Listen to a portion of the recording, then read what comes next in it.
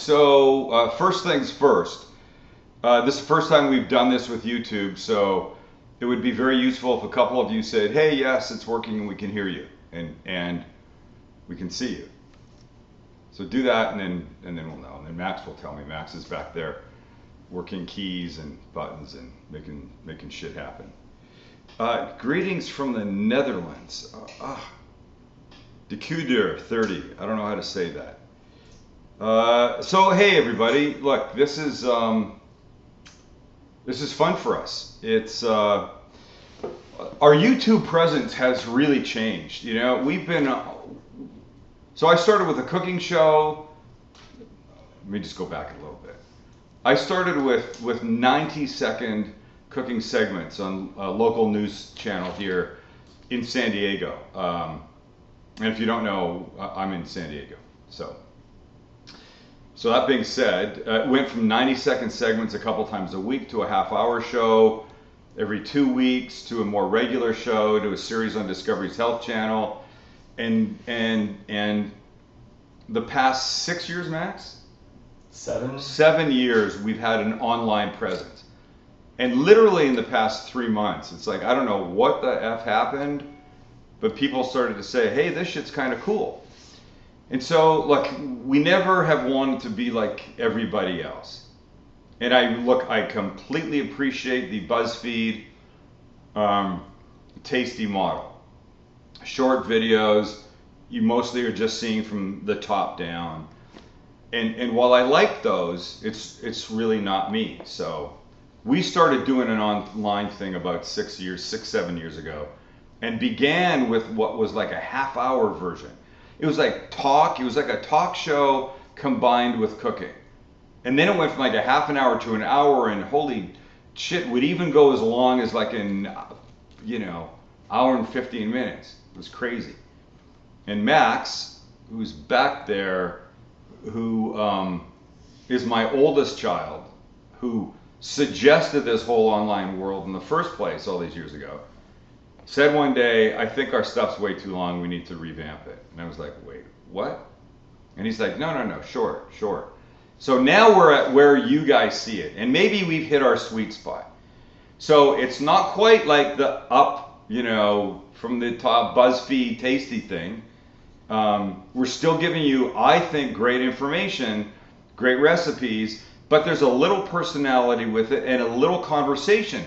So I can say, look, here, I'm going to show you how to cook a pizza on the grill. If you don't want to use your grill, you can do this inside, and here's how you do it. It's that kind of thing. So now the idea is to try and figure out what comments are here, and I just lost everything on this page. I got nothing, honestly. I don't know where to go. Quality is still good. Food is great. Thank you, Will Carter. Been watching since I was 15. Dante Duffy. By the way, that makes me feel like I'm 75 fucking years old. Just gotta say that. Cool House. Oh, and by the way, and Max T says Cool House seem like a cool laid back family. We definitely are. I mean, I like to think we are. That being said, we get a lot of requests for showing the kitchen. Like specifically the pantry over here, and all the stuff outside that I cook on, including the round flat Evo that I've been using lately in a bunch of videos. And we have one coming up later today. Which one is that? Yes, the Huevos with the twist. Yes. So I make Huevos Rancheros, but with a little change that I hope won't piss people off. Look, no matter what you do on the internet, you're going to piss some people off. I've said this for a long time. I could walk down the street and hand out $5 bills to people just because I was in a good mood. Take a couple $100 out of the bank in fives and walk down the street. Go, hey, here's a five, here's five, here's five. And 98% of the people would be, oh my God, that's so nice. Thank you. It's sweet. I'll buy some candy for my kids, or some, pay it forward, or buy some dog food for the guy in the corner that doesn't seem to have much money. And then you'd hand a $5 to somebody and they go, can I have another one? What, dude? You're only giving me a $5 bill? What a cheap fucking bastard. So it's crazy.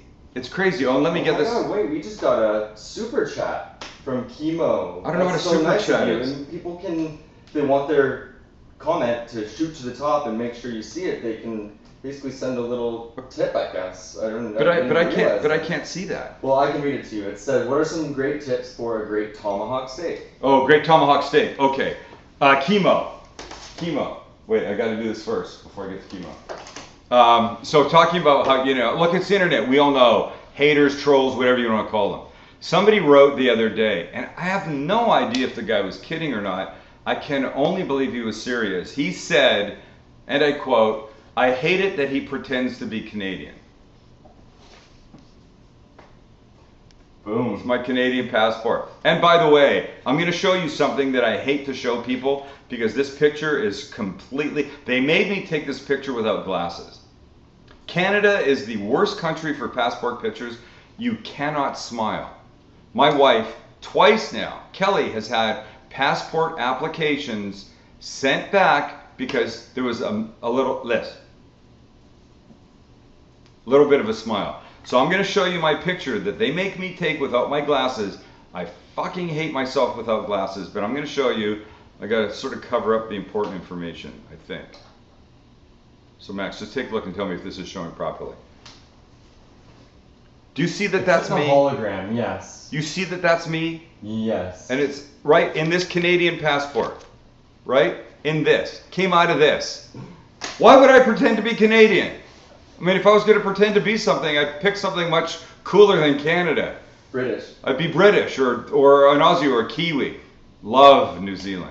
Let's do your South African accent. Shot 2. South Africa. I can do the South African accent. I shot 2 shows in New Zealand, and anybody I know that's gone there says the same thing. I could move here in a heartbeat. So I want to answer some questions and... The one about the tomahawk steak from Tomahawk steak from chemo? Yes. Okay. We're going to do this. We'll do a tomahawk steak. But chemo, here's the thing. A tomahawk steak is like a regular ribeye. It's just big. The analogy that I make at Thanksgiving when cooking a turkey is like cooking a chicken. It's just bigger. And with it takes a little bit more time. We did this, the garlic bread steak sandwich that we did a month ago, maybe, that a lot of people liked. I showed how to cook a steak. And the key to cooking a steak evenly all the way through, and that's really where we're going, right? Don't we all want that? The days of a I don't know how to show this. What do you want to show? The days of this being a steak when you cut into it, and there's gray around the outside and a little pink center, those days are gone. We can do so much better than that. And here's the steak sandwich, by the way. That's what you're seeing right there. Max is showing you the steak sandwich. Wow, this is cool stuff, right? Fun, huh? We're back live. We're back live, yeah. So who wants me to shut up? Who wants Max to shut? Okay, so the key when we did that garlic bread steak sandwich, chemo, and the rest of you, is you don't just put the steak on and leave it and then turn it and be done. Move it. Keep it moving. If you keep it moving, it's not going to go gray. When we cut into that steak, when we're getting ready to make the steak sandwich, it was perfect all the way through. There's a couple ways to get a steak there, chemo. One is what we did, moving it. And maybe we need to do that again and show people. So like do it in real time, live like this, so people can see it really can be done. And it's not that I have mad skills, because I don't. I never went to culinary school. I learned how to cook when I started a cooking show. That's the reality of it. The other ways to get a steak perfect on the inside, all the way through, end to end, top to bottom, are using Sous Vide. And Sous Vide is a constant temperature water bath. You take a steak, you put it in a vacuum seal bag or a Ziploc bag, you lower it in the water that's at the temperature you want the steak to be. So let's agree that, well, let's just say 130 is lovely, medium rare. It's a little under for my wife, but I cook, so I get to be in charge of the temperature. So let's say 130 degrees is what you want. You put in the Ziploc bag or the vacuum seal bag in 130 degree water. You cook it for the requisite amount of time. And for a steak about, 1.5 inches thick would probably be about an hour, hour and 10 minutes. take it out. Cook a steak perfectly inside, but it looks like hell on the outside. Then you throw it in a screaming hot cast iron pan, both sides, cut it, it's perfect. That's sous vide. Sous vide in French means under vacuum. The other way to do it is reverse sear. Have we done that? Oh yeah. There's a video out there, maybe we need to do another one. Here's the other way. You take that same steak, you put it on a roasting pan, like a I don't know what the hell I call that. Here's the lack of my cooking school education. Like a rack that you would a cooling rack, right? Steaks on that, little olive oil, kosher salt and pepper in the oven. The oven's set at 275. That's pretty low. With a probe thermometer, when the steak gets to the temperature that you want, you take it out, then you sear it again, and it's perfect. Or you do the thing on the grill. Chemo. Don't be freaked out by the size of a tomahawk. And for people that don't know, a tomahawk, so imagine a bone-in ribeye that might normally be like this. It might be a pound, right? And the bone is part of it, goes up the side. A tomahawk, they leave the long bone that's part of the inside of the animal like a giant tomahawk handle. So think about it, chemo. It's only the steak. The only difference is the thickness. So you've got sous vide, you've got reverse sear, or you've got the method by which you turn it on a grill a lot. Sear it on a pretty hot side, then put it on a side that's not so hot and turn it a bunch, and you're going to be fine.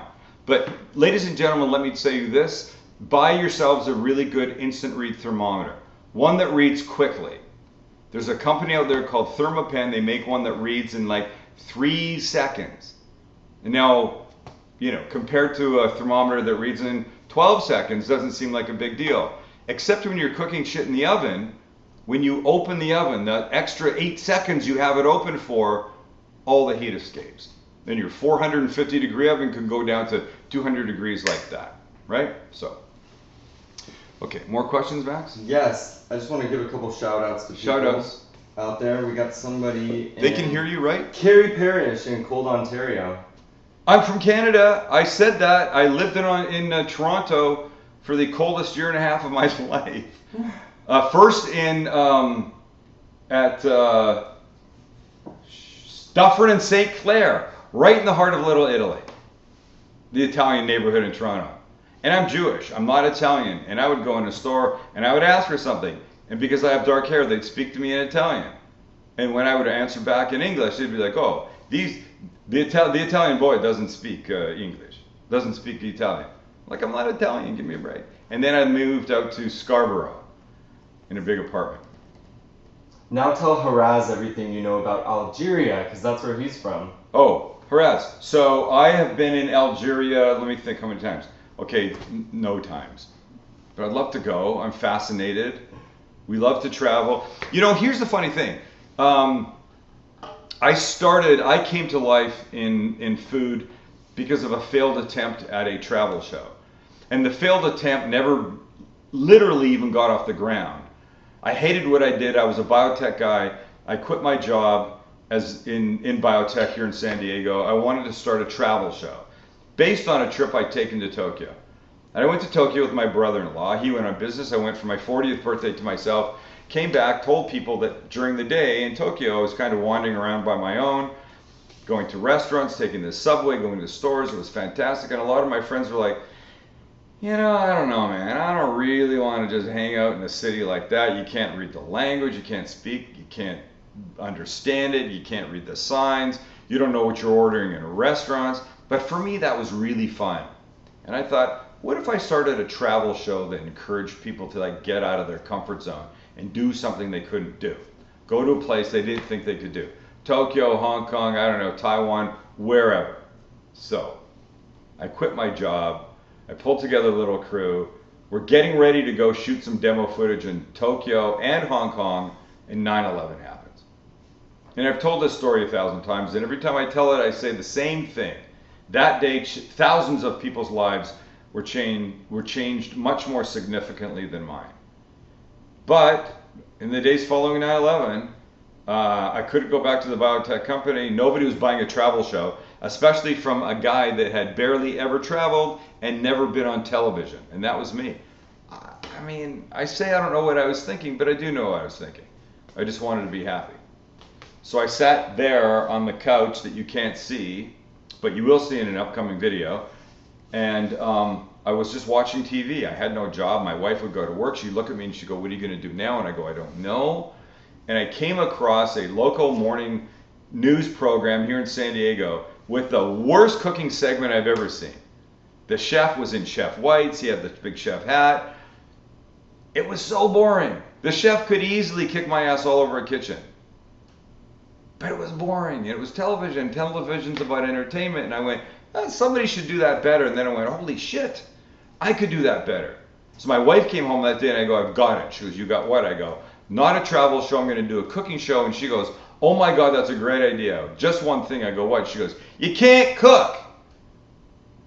That's a good point. But here's the thing. I'm going to do easy stuff. Simple things that anybody could make. So I changed it from travel to cooking. I was still encouraging people to do something they couldn't do. And in this process of starting a cooking show, I learned how to cook. But let me bring it back to the travel. We've now traveled. We've shot in New Zealand twice. We've been to Hong Kong twice. We've been to Vancouver, Canada, my home, once. We've been to New York. We've been to Mexico. We've done a cruise. It's been really fun. So the travel's starting to sneak back in. Look, it's not Anthony Bourdain. He's very cerebral and he's very intelligent. In fact, there was a time when I would watch Bourdain's travel show and I'd feel like he's looking at the camera and if there was a thought bubble above his head, it would be, okay, what am I about to say? Only people in the Upper East or the Upper West Side of New York are going to get this. And now he's different from that, I think. I really like him. You should read his books. Anthony Bourdain's books are really, really good. Especially the one, I can't remember the name of it, that talks about his departure from the Food Network when they wanted him to do like fucking circus stuff and carnivals, and he wanted to interview people in Spain and do some really interesting stuff, and they wouldn't let him, and he said, screw it, I'm on. He left with nowhere to go, and then travel picked him up, and then now of course he's at where is he? CNN, right? So things change, but the travel has crept back in, and we've been fortunate to do a bunch of that stuff. Max, questions, please, because I can't see. Oh, we got so many questions. So many questions. 1 sec. Hold Here, on. we'll go through a whole bunch of them. Okay. Sorry, there's a bunch and I've We'll been go these- screenshotting them, but I want to go back to the beginning. We'll go these quickly. Okay, here we go. Okay, Here we how go. old is that kitchen from Cameraman Bellamy? From who? This? This kitchen, how This old is oh, that kitchen? this It's kitchen amazing.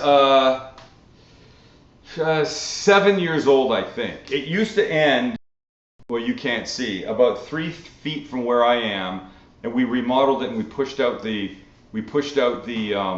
wall into the backyard.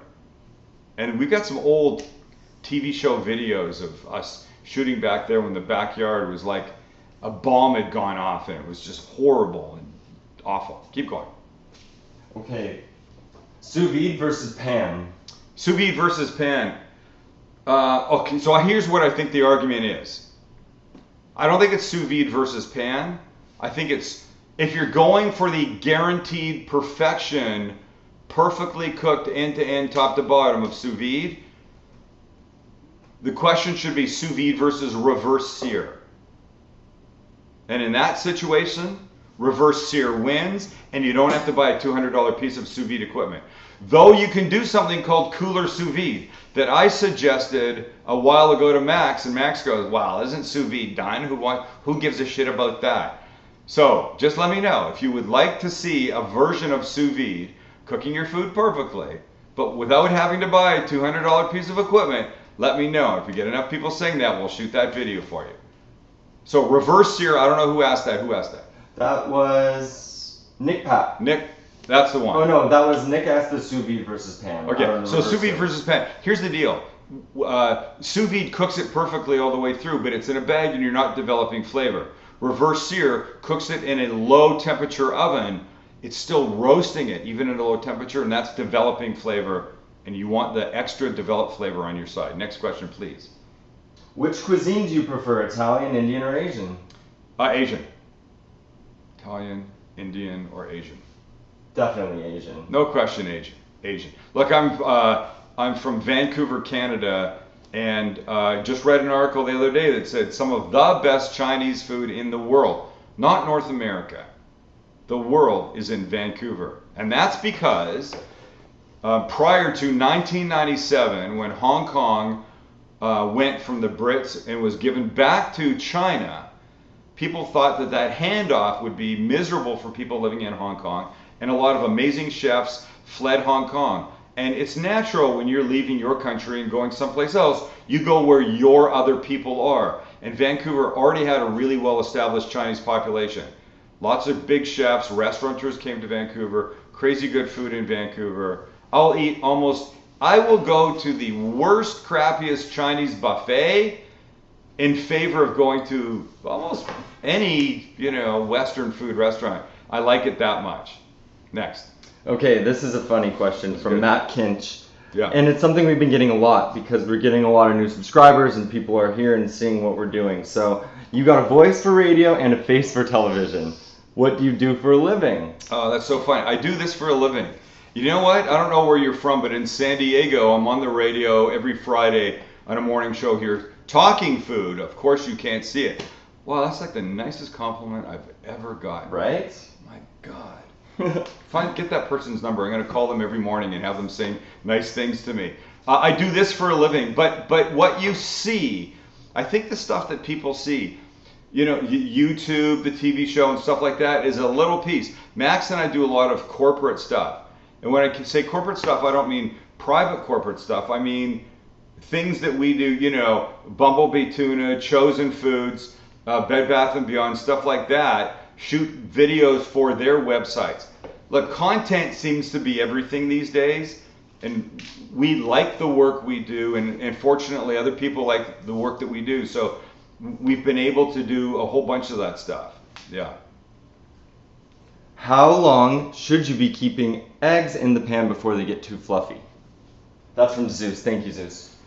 Well, Zeus, this makes me think we need to have, I assume you're talking scrambled eggs? We actually did slow cooked avocado toast recently. Yeah. Slow cooked eggs. So Zeus, if you're talking about scrambled eggs, here's the key. They can take a long time at a low temperature. I can make a scrambled egg in about 20 seconds in a screaming hot pan, but they'll be dry as F, and I don't like that. So I like slow scrambled eggs, lower temperature, gently pushing them back and forth. Max is right. Check out the avocado scrambled egg toast. What is it called? Slow scrambled egg avocado toast. Just go on the website, cookingguy.com, look up slow scrambled eggs. Go to YouTube. Go to YouTube. I'm sorry. Ignore the website. You're already Forget that. here. Who gives a shit Search about the that? channel. Search the channel, slow scrambled eggs, and it will come up. All right. But the key is take your time. You don't need to add milk. There's no fancy technique. It's just taking your time. And by the way, hold on. I'm gonna just make one point to people watching. Sorry if I went out of the camera shot. I'm gonna show you this because this is the thing that really boggles my mind. So when people talk about cooking eggs with a spatula, here's what I see people use. Yes, it is a spatula. But you know what? It's not going to get in any corners. It's hard. It doesn't work. That is a spatula that you want. And this is a high heat spatula. And the beautiful part of this is that it bends. It's got this curve to it. It goes around gently around the corners of a pan. That thing I threw over my shoulder, that's good for flipping a burger or a piece of salmon in the pan, that kind of stuff. Flipping a tortilla, a quesadilla, that kind of thing.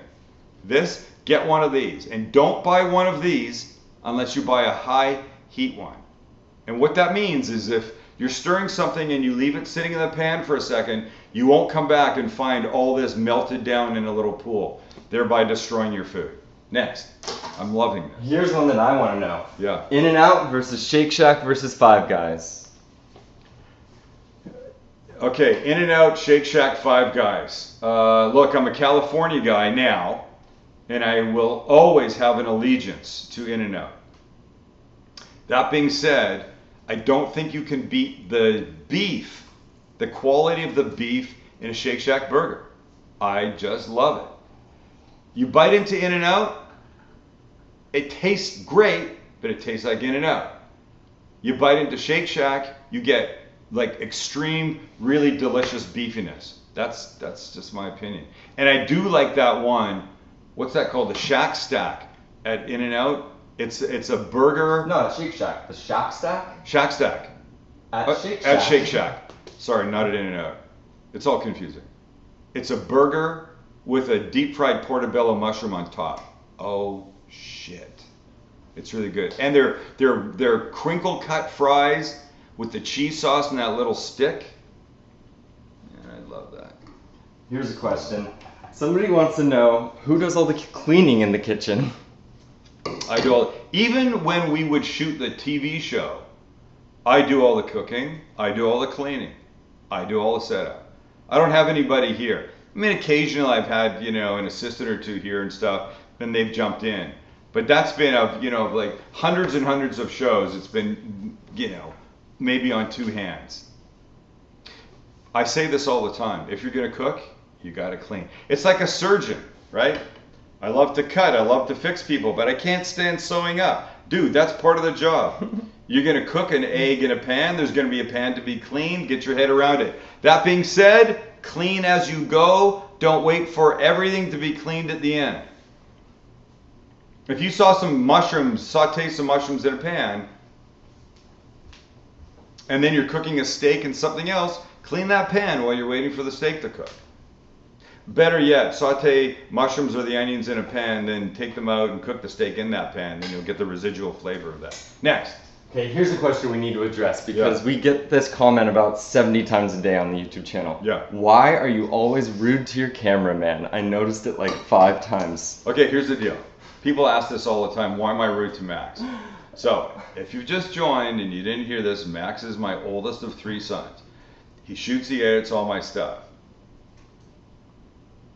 I'm a dick. But you have to understand something. When I go like this, and here's the thing people refer to a lot, when I go like this, back up, back up, back up, back up, back up. Yeah. That's not, do you ever take that as me being mean? Never. That's not mean. If that's what you're saying, if I go, hey, fuckhead. A lot of people think that the backup is mean. No, the backup is not mean. Look, hey, fuck up, you're an idiot and you can't do any good here, go away. That would be mean. But have I ever said that? No, I don't say that. No. I wouldn't say that to him.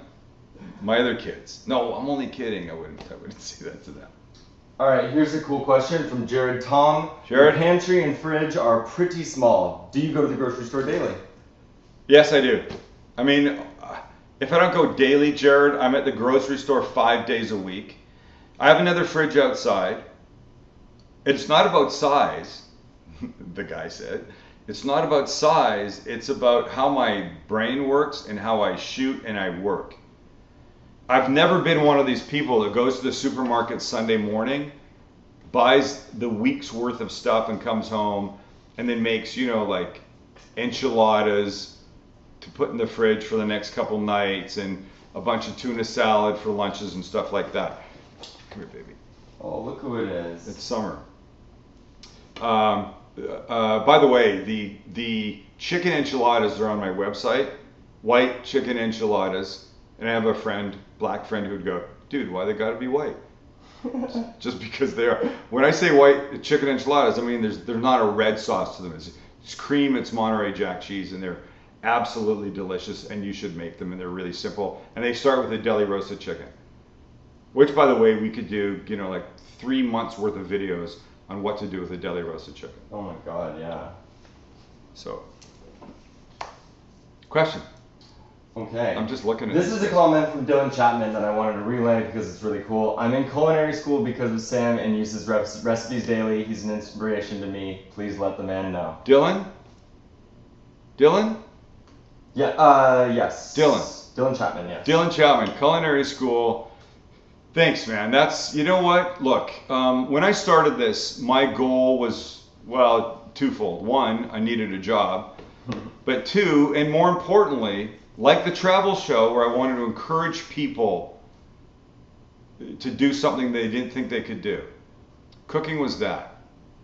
You know, I felt like chefs on TV back in the day were making stuff, and you look and you go, oh, that looks great. Now I'm hungry. Let's go out and get some food. I wanted people to watch my stuff and go, that looks good and simple, and I think I can make it. The fact that I encourage some people, you particularly Dylan, to go to culinary school is just, it's just beyond my wildest imaginations. It really is. People will come up in the store and they go, you taught me to cook, and I'm like, go on. They go, no, seriously, I didn't cook before you because you make it approachable. You cut yourself, you burn yourself, you drop stuff, and you leave it in the show. And I go, we do leave it in the show because I think that's reality. I've shot shows with a cut hand so bad I had to have a wadded up chunk of paper towel in it. I remember hearing that Rachel Ray, one of her early shows, she cut her finger somehow with a knife. Look, if you're going to be around knives, you're going to cut yourself. It doesn't matter, mean you're not good. The best chefs in the world still cut themselves. If you're a lifeguard, you're going to get wet. If you're in the kitchen using knives, you're going to get cut. Anyway, I heard the story went, Rachel Ray cut herself in one of her first videos. They stopped the tape. They fixed the finger with crazy glue, which, by the way, you can use. Put a little makeup on it, backed up the tape, continued on like nothing had happened. In my very first demo, oh my God, Max, can we post it? Yes. Remind me. Play the first demo. Remind me to. Oh, do you know how to find it? I mean, yeah, I can get it. Okay. It is going to be posted on the channel, so. We'll post it on the channel. Just know it's grainy, it's shitty, and whatever. But as I was shooting my demo video, I'm actually showing them. Oh my God. Okay. It's the first so thing. as I was shooting that, I couldn't find my whisk. Legitimately, the guy's got his camera up. It wasn't Max, then it was some other guy. Couldn't find my whisk, and the guy goes, "Okay, I'll stop. You can find it. We'll carry on." And I go, "You know, this kind of feels natural. Like maybe it doesn't always work perfectly for people in the kitchen. Let's leave it in." We left it in, and I think that was one of the very beginnings of Sam the Cooking Guy's true style coming out. Burning my mouth, cutting, dropping. I've dropped ribs twice the exact same way, and clearly dumb enough not to learn from the first time. So, whatever. Okay, next question. This is another one that we get frequently, and it'll be good to kind of have a discussion with some people. Yeah. Are you always going to keep the more edited and censored videos? I miss the older style where it was you being you. Overall, though, enjoy the vids. Just a bit short too often. So who's that? That is from Katz Bino. Katz Bino. So Kat's referring to the longer live stuff, or the, not even live, but the ones that we used to air. And those are the ones I was saying started off with conversation, and there was no cutting, there was no editing. Max would get mad because if I needed a half a cup of onion, I would start with a whole onion, and then I would cut it up. And he would say to me, you know, people don't need to see you cut a whole goddamn onion. I go, okay, well, maybe I don't. And some of you might want some to of see you that, might, but the truth is, but I think once you know don't. how to cut an onion, don't you know how to cut an onion? You need to see that. So Katz, you know what? It's funny. And look, we'll see how I guess I don't know how many people are watching, or if this is good or if it's bad or whatever it is. 167 right now. But we'll likely do this kind of stuff again. Can you text your mother and tell her that we're doing this now? If she doesn't know. So, yes, we could definitely come back with some more of that stuff. It'd be different. I don't know how many people would dig it. I really feel like people are loving the short, edited, fairly to the point, but still with some conversation that lets me offer an opinion or two or an option or two. I think that stuff's important. But that's why we're basically doing this right now. That's why we're doing this. And the other video that we're going to shoot in the next week or so is going to be the kitchen outside tour that people are asking about. And we'll do that. And we'll show stuff in detail, things that I like in detail, equipment outside. And look, we're here to answer questions and whatever. So. Speaking of questions, here's one that you're going to love. Yeah. Hey Sam, I've seen you use your wok so many times. What kind is it? Where did you get it? Did you have to season it? Are pre-seasoned woks okay? Thanks so much. That's from Ron. Ron, okay, really good question. The wok that I use is a $19 wok that came from Bed Bath & Beyond. And by the way, I had it long before I ever had an association with Bed Bath & Beyond. Carbon steel flat bottom wok. Stand by. Let me get it.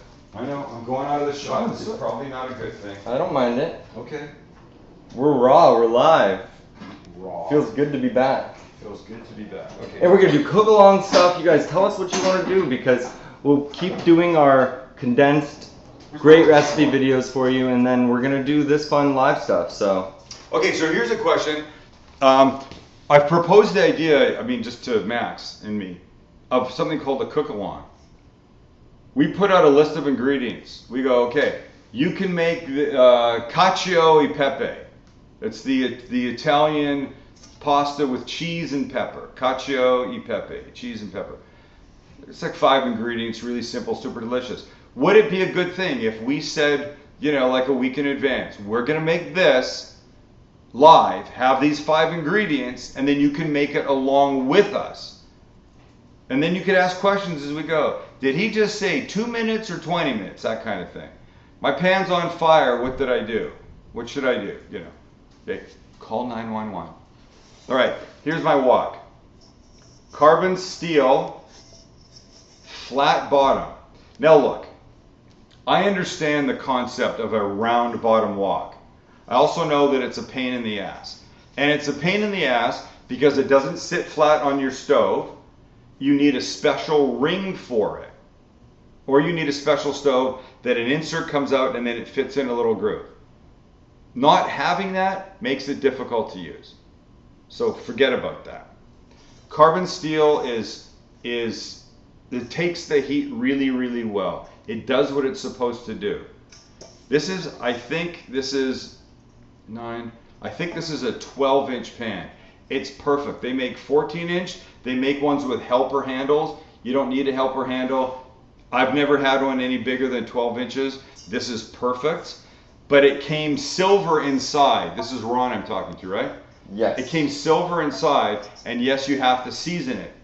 And if you go to thecookingguy.com and go to the search box and type in the word wok, seasoning a wok instructions will come up. But here's the thing. People think Teflon is good and they buy a Teflon wok. Teflon inhibits the heat. It is not what you want. People will say, I go to a Chinese restaurant. I have a stir-fried beef and vegetables. I come home, I try and make it, and I can't even get close to it. Well, look, flame heat is measured in BTUs, British thermal units. I have a decor range. My big burners are probably 20,000 BTUs. On many other ones, there could be 10 to 12 to 15,000 BTUs. A wok burner in a Chinese restaurant might be 75, 80 to 100,000 BTUs. You're not getting close to that, so you need as much help as possible. And the help you're going to get is using a carbon steel wok, not a Teflon one. And yes, you have to season it. But once it's seasoned, it looks like this. And I use it for everything, not just Asian food. Everything. Of course, Asian food. Fried rice and noodles and stuff like that. But the shrimp tacos that we make here all the time, they come out of this. I make as much stuff in that as I can because it's really just an amazingly great vessel. It holds the heat. It does everything that it's supposed to do. All right, here's a question from Ruck. Favorite hangover food? Dim sum. Oh, yes. There's no question. And I learned that from Debbie Zhao, an old girlfriend when I was growing up. Her mother was Chinese. Her father was Caucasian. And whenever we got shit-faced together, the next day, it was dim sum. There's something about the greasiness of some of the fried foods at dim sum that really help with the hangover. And by the way, if this is not too much information, when she had her period, she always wanted me to bring her dim sum because somehow it helped her with that too. Like, we're covering so much information here today. My wife is going to be horrified that I'm giving out period advice on this YouTube live. But I'm telling you, it worked for Debbie. I'm sure it's the grease that worked for her. Who knows? And if you don't know, dim sum is essentially Chinese brunch. not completely accurate, but you should really try it. We need to go shoot it. I know, that's the plan. We'll shoot it, because if you don't know about dim sum, you're missing out on maybe one of the greatest parts of Chinese food that exists. Okay, I want to give a shout out to Garth Clark, who is sending us something from Amazon. He says it's going to arrive tomorrow, so thank you so much for that. He wants us to use it while we... Garth Clark or Clark? Garth Clark. Garth Clark. Wow. Shout out for sure when that comes. Mm-hmm. We're not doing this so people will send us stuff. But... Sean Simpson wants to know why I don't talk in the videos anymore. He likes the back and God. forth between us. Look at welcome to the internet. Yeah. Sean Simpson says, why doesn't Max talk anymore? He likes the back and forth. How many people have written said tell Max to shut up? I see comments every day on YouTube. I mean, there's just it's back to the $5 bill thing. It's crazy. Yeah. It's crazy. So what are the things you guys want to see? We want to know that. The summer's here. Do you want everything outside? Do you want stuff inside? You know, look at the things that get a lot of love these days, or you know, steaks and by the way, the grilled lobster roll. People love that. And you know, look, I'm not from Maine, and I know I pissed off people from Maine because I didn't do like the proper take a lobster, throw it in a pot, let it scream, then take out the meat and mix it with like this much mayo and lobster centric. But I feel like the flavors, you develop so much other amazing flavor profile stuff when you do other things to it. And then I added a bunch of green stuff that was like horrific for some people, but it's okay. It's all good. More questions, or should we be done? You know what? We're going to wrap up very shortly, but something we haven't talked about the entire time is not. Oh, yes. I'm not wearing the shirt. And sorry. Also, where's our awesome new merch? I want to go grab it. Oh, yeah. So we should do something with it. Where's over? Bring it to you. That room. So after years and years of me wondering about having a restaurant, we're finally opening up one this summer, literally in the next month. It's going to be a small one, be one of 6 restaurants in a food hall here in Little Italy in San Diego, and it's called Not Tacos, because if you say, well, it's kind of a dumb name, are they tacos? My response is, well, they're not tacos, and when I say they're not tacos, I mean, they're not Mexican-inspired tacos. No carne asada, no chorizo, no pollo asado, no carnitas, nothing like that. But they are things like amazing meatloaf, the really great spicy sauce, Asian salmon, pastrami with coleslaw and melty cheese, and crispy onions and an over-easy fried egg, and what else? Oh. I think my favorite that I think will be lost on a lot of people, curried egg salad. I'm a huge egg salad fan. When you add curry to it, I go insane. And now you add tomatoes to it and some bacon, and you put it in just maybe the world's best flour tortilla that are being made specifically for us. It's fantastic. So here we have Cooking Guy shot glasses and Sam the Cooking Guy speed openers. You know, like the bar ones. So you can open like 40 bottles at a time, and we should do something with these, right? Yes. I don't know what to do. We're going to give them away. We'll give a bunch of these away and stuff like that. We got a bunch. But here's how you can help. Thank you. I'll wrap this up. Here's how you can help. You can tell your friends about us. We've had a lot of great people say amazing things, and they go, we don't know why you don't have more subscribers. We're coming in close on 100,000. That'd be really nice. And just so tell your friends.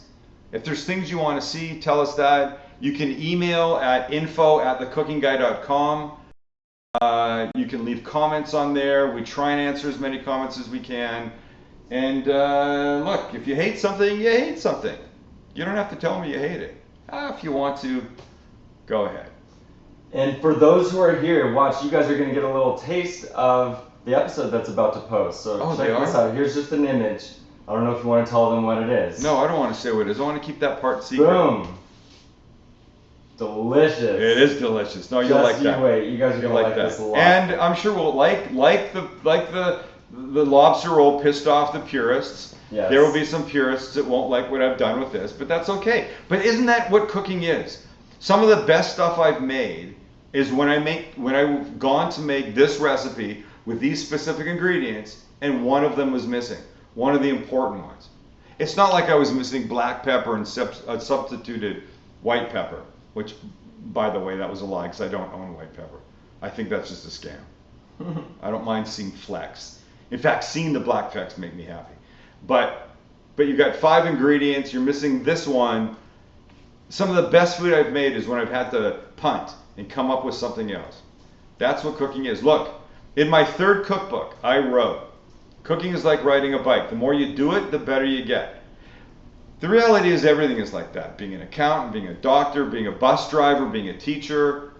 Your first day being a teacher, you're probably okay. 5 years later, you got your shit down. You know what's going on. You know what little kid in the corner is being, obnoxious. You know what they need to know, that kind of stuff. Cooking is like that. The more you do it, the better you get. If you can't cook much right now, or if you don't think your food is any good, just do it some more. Make my chicken enchiladas. The first time you might go, okay, they're all right. The second time you're like, okay, I cooked them too long in the oven. It got too dark. Or my 350 oven temp is clearly not what Sam's is. You don't know what your temperature is unless you either have it calibrated or get one of those thermometer things that goes in your oven and it'll tell you. So your 350 might really be 400 and you might be ruining things. You got to turn it down a bit. So you buy one of those things. Stand by. Nobody move. One of these. You buy one of these things. They're only a few bucks. You put them in your oven, turn it up to 400, leave it for 25 minutes or a half an hour, come back and see if this says 400 and your oven says 400. If it says more, then you know you got to accommodate for that. If it says less, you got to accommodate for that too.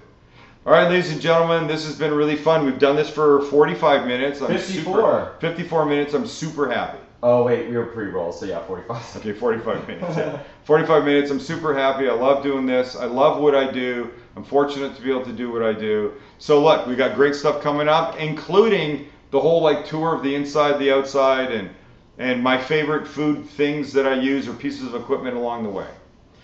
Everything we do has one goal: making your food life better.